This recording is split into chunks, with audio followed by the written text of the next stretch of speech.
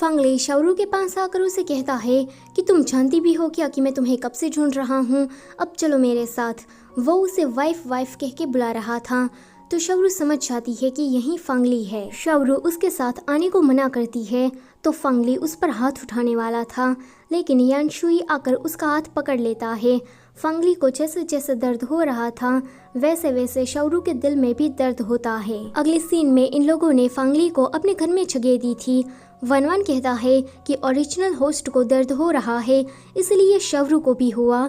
शावरू कहती है कि मुझे ये बात समझ में नहीं आ रही कि चिंगरू इस गधे के लिए बुरा फील क्यों कर रही है। यानशुई कहता है कि चिंगरू का गोल ये गधा नहीं है तो क्यों ना मैं इसे टपका डालूं। लेकिन ये सुन के फिर से शावरू के दिल में दर्द होता है।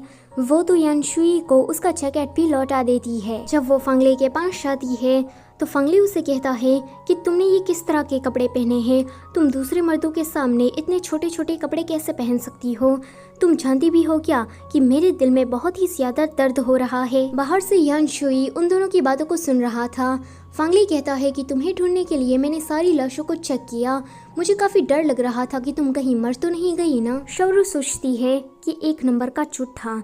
यहाँ नीचे शाओमी हेडफोन लगाकर सुन रहा था, तभी ही वहाँ पर वनवान आ जाता है। फंगली कहता है कि मैं तुम्हारे लिए वहाँ परेशान था और तुम तो यहाँ हाइनिंग के साथ मजे कर रही थी। शाओमी कहता है कि ये तो हमारी सिस्टर इन लॉ को डांट रहा है, बुली कर रहा है, अब भी जाके मैं उसे मारता हूँ। वनवान कहता है कि जल्दबाजी मत करो। फंगली कहता है कि हाइनिंग एक अच्छा इंसान नहीं है, तुम मेरे साथ चलो, मैं तुम्हें दूसरा चांस देने के लिए तैयार हूँ। तो वो मना करती है। फंगली जैसे ही उसे चाटा मारने के लिए जाने वाला था तो बीच में यानशुई आ जाता है। नीचे ये दोनों हेडफोन के लिए लड़ने लगते हैं। यानशुई कहता है कि तुम्हें इसके साथ जाना है या फिर तुम मेरे साथ रहोगी। फंगली कहता है कि ये मेरी वाइफ है तो मेरे साथ ही चलेगी, तुम कौन होते हो फैसला करने वाले। यानशुई शावरू से कहता है कि तुम्हें इसके ऑर्डर्स फॉलो करने की कोई ज़रूरत नहीं है, मैं तुम्हारी पूरी जिम्मेदारी लूँगा। शावरू यानशुई को हाँ कहती है तो वो फंगली से कहता है कि अब ये मेरी फुमन है तो तू यहाँ से कल्टी मार ले। फिर वो फंगली के सामने ही शावरू को लेकर वहाँ से चला जाता है। जब वो नीचे आता है तो ये दोनों ही कुछ इस हालत में खड़े थे। यानशुई थोड़ा एम्बेरस फील करता है तो वो शावरू को नीचे उतार कर वहाँ से भाग जाता है। शावरू देखती है कि ये दोनों तो अभी भी स्टैचू बनकर ही खड़े हैं तो वो भी यानशुई के पीछे जाती है। यानशुई अपने कमरे में कपड़े बदल रहा था, तभी ही वहाँ पर शावरू आ जाती है। यानशुई जल्दी से उसके ऊपर टॉवेल फेंकने वाला था जिससे शावरू नीचे गिरने वाली थी, लेकिन यानशुई आकर उसे बचा लेता है। वो तो उसे बड़े प्यार से देखने लगती है, लेकिन यानशुई कहता है कि आज तुम मेरे कमरे में ही रुक जाना, अगर तुम्हें फंगली से पीछा छुड़ाना है तो तुम्हें ये करना ही होगा, ये हमारे मिशन का एक हिस्सा है। अगर एक बार मिशन पूरा हो गया तो मेरा पीछा तुमसे जल्दी छूट जाएगा। वो कहती है कि ये सब तुमने मिशन के लिए किया। वो कहता है कि हाँ और नहीं तो क्या। शावरू कहती है कि मिशन मिशन मिशन, हर वक्त बस यही कहते रहते हो, छोड़ो मुझे। वो कहता है कि सच में छोड़ दूँ। वो कहती है कि हाँ। यानशुई जैसे उसे छोड़ता है तो शावरू नीचे गिर जाती है। वो कहती है कि तुम्हें ये सच में नहीं करना चाहिए था। अब वो उसे मारने के लिए जाती है एंड इसी मारामारी में दोनों एक दूसरे के ऊपर गिर जाते हैं। शावरू के पास जो लॉकेट था उसमें ब्लूप्रिंट था एंड वो ब्लूप्रिंट भी तभी ही चमकने लगता है। यानशुई कहता है कि तो फंगली इस वजह से यहाँ आया था। दूसरी ओर फंगली इस बारे में याया से बात कर रहा था। इसका मतलब ये है कि फंगली का मकसद वो लॉकेट लेना ही था। याया उसे कहती है कि 1 नंबर के वाहियात आदमी, तुम एक काम भी ढंग से नहीं कर सकते, जल्दी से वहाँ से वो आधा ब्लूप्रिंट लेकर आओ। अगले दिन शावरू अपने छोटे से रेस्टोरेंट में काम कर रही थी तो फंगली उसे दूर से देखता है। जब शावरू की नज़र उस पर जाती है तो यानशुई के पास जाकर वो मदद मांगती है। वो दोनों ही फंगली के सामने लवी डवी होने का एक्ट कर रहे थे। शावरू कहती है कि क्या मैं तुम्हारी मसाज कर दूँ। यानशुई मना करता है तो शावरू धीमे से उसे कहती है कि तुम्हें हाँ कहना था। अब फंगली तो उन दोनों को देखकर गुस्सा होकर वहाँ से चला जाता है। शाओमी उन दोनों को देखकर उनकी शिपिंग कर रहा था तो वनवान उसे कहता है कि तुम ऐसा मत करो। शाओमी कहता है कि मैं ऐसा क्यों नहीं कर सकता। तो वनवान कहता है कि हमारे मास्टर को कभी प्यार नहीं हुआ। अगर शावरू उसके साथ एक ही कमरे में रुकेगी फिर भी वो उसे इतनी सी भी पसंद नहीं आने वाली। मास्टर का गोल बहुत बड़ा है तो तुम उन दोनों की शिपिंग करना बंद कर दो। शमी कहता है कि क्या बॉस ने ये खुद कहा? तो वो कहता है कि हाँ। शावरू ने उन दोनों की बात दूर से सुन ली थी एंड उसे ये सुनकर थोड़ा बुरा लगता है। जब यानशुई उसके पास आता है तो वो उसे ठीक तरह से बात नहीं करती। यानशुई उसे कहता है कि क्या तुम किसी बात से गुस्सा हो? वो कहती है कि नहीं तो मैं तो बहुत ही ज़्यादा खुश हूँ। यानशुई कहता है कि तुम तो सच में काफ़ी गुस्सा हो। वो कहती है कि तुम और फंगली दोनों ही एक जैसे हो, तुम दोनों ही मुझे नीची नज़रों से देखते हो। तुम्हारे जैसे वाहियत आदमी के कमरे में मुझे नहीं रुकना है, आज मैं कार में ही सो जाऊंगी। अगले दिन हाइनिंग के इलाके में याओदाओ आता है। वो कहता है कि हाइनिंग तुमने तो अपना बिजनेस शुरू कर दिया एंड हमें इनवाइट भी नहीं किया। यानशुई उसे कहता है कि तुम यहाँ से निकलो वरना मैं तुम्हें नहीं छोड़ूंगा।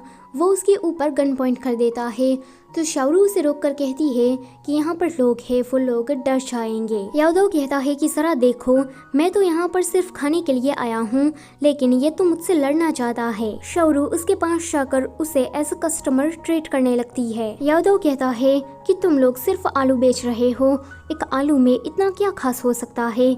लेकिन जब वो शावरू की बनाई हुई फ्रेंच फ्राई टेस्ट करता है तो उसके मुंह से अपने आप ये निकल जाता है कि एक आलू इतना ज्यादा डिलीशियस कैसे हो सकता है। यहाँ फांगली यानशुई के कमरे में उसी लॉकेट को ढूंढ रहा था। यहाँ याओदाओ फ्रेंच फ्राई को अलग अलग सॉसेस के साथ ट्राई करता है तो उसके तो तोते ही उड़ जाते हैं।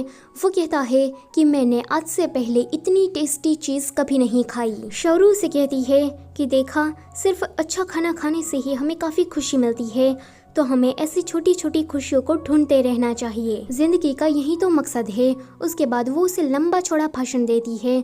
तभी ही वहाँ पर फांगली आकर याओदाओ को आवाज़ देता है।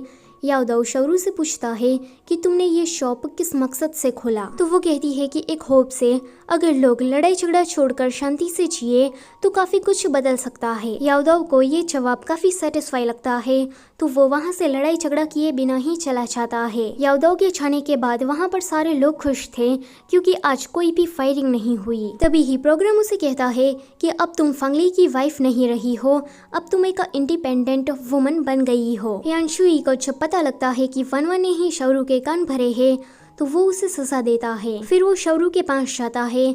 शावरू उसे कहती है कि तुम्हारे प्लान के अकॉर्डिंग वो फेक पेंडेंट लेकर चला गया है। यानशुई उसे कहता है कि सॉरी मैं ही तुम्हें इस वर्ल्ड में लाया और तुम यहाँ पर फंस गई। तो वो कहती है कि नहीं ये तो मुझे अच्छा लग रहा है, ये तो काफ़ी इंटरेस्टिंग होता जा रहा है। वो कहता है कि क्या ये चीज़ें तुम्हें वियर्ड नहीं लगती? शावरू कहती है कि नहीं, बचपन में भी मेरे साथ ऐसा कुछ हो गया है। 10 साल पहले जब मैं स्कूल से घर वापस आ रही थी तब एक लड़का जमीन पर पड़ा था एंड दूसरा लड़का उसके आसपास ब्लैक धुआं आ रहा था। एंड गाइस मैं आपको बता दूं कि ब्लैक धुएं वाला लड़का और कोई नहीं पर वनवन है एंड जो लड़का जमीन पर पड़ा था वो यानशुई है। शावरू यानशुई को बचा लेती है एंड उसे कहती है कि तुम यहीं पर ही रुकना, मैं किसी को बुलाकर लाई। लेकिन जब वो वापस आई तो वहाँ पर यानशुई नहीं था, बस उसका एक ट्रांसपोर्टिंग जेट ब्रेसलेट था। ये स्टोरी सुनकर यानशुई समझ जाता है कि उसको बचाने वाली लड़की और कोई नहीं लेकिन यही शावरू थी। शावरू कहती है कि काश मैं उसे दोबारा देख पाती। यानशुई उसे कहता है कि तुम्हारे पास जो ब्रेसलेट है वो काफी इम्पोर्टेंट है, इसके जरिए ही नॉवल वर्ल्ड को बंद किया जा सकता है। शावरू कहती है कि अगर वो ब्रेसलेट इतना ज़्यादा इम्पोर्टेंट है एंड नॉवल वर्ल्ड से जुड़ा हुआ है तो इसका मतलब ये है कि वो लड़का भी यहीं कहीं होगा। यानशुई उससे पूछता है कि क्या तुम उसे मिलना चाहती हो? वो कहती है कि हाँ। वो जाते टाइम उसे कहती है कि कल रात कार में मुझे ठीक तरह से नींद नहीं आई तो आज मैं तुम्हारे कमरे में सोने वाली हूँ। अगले सीन में वो उसके कमरे में आ जाती है। शाओमी अभी भी दूर से उन दोनों पर नजर रखे हुए था। शावरू जब सो जाती है तो यानशुई उसे देख रहा था एंड स्माइल करता है। अगले दिन शावरू उठकर कैरेमल बना रही थी। वो थोड़ा सा यानशुई को भी टेस्ट करने के लिए देती है तो यानशुई तो उसमें कमियां निकालने लगता है कि ये तो काफ़ी ज़्यादा स्वीट हो गया, तुम्हें इसे थोड़ी धीमी आंच में पकाना चाहिए था एक्सेट्रा। ये सुनकर शावरू को उस पर गुस्सा आता है एंड वो उसके ऊपर क्रीम फेंकर मारती है। फिर तो ये दोनों ही क्रीम से झगड़ने लगते हैं। तभी ही चिल्लाता हुआ शाओमी आता है एंड कहता है कि याओदाओ की गैंग ने हम पर हमला कर दिया है। सो गाइस इसी के साथ ये वाला पार्ट होता है यहीं पर ही ख़त्म। वीडियो अच्छी लगी है तो उसे लाइक करो और चैनल पर पहली बार आए हो तो उसे सब्सक्राइब करते जाओ। Thank you for watching.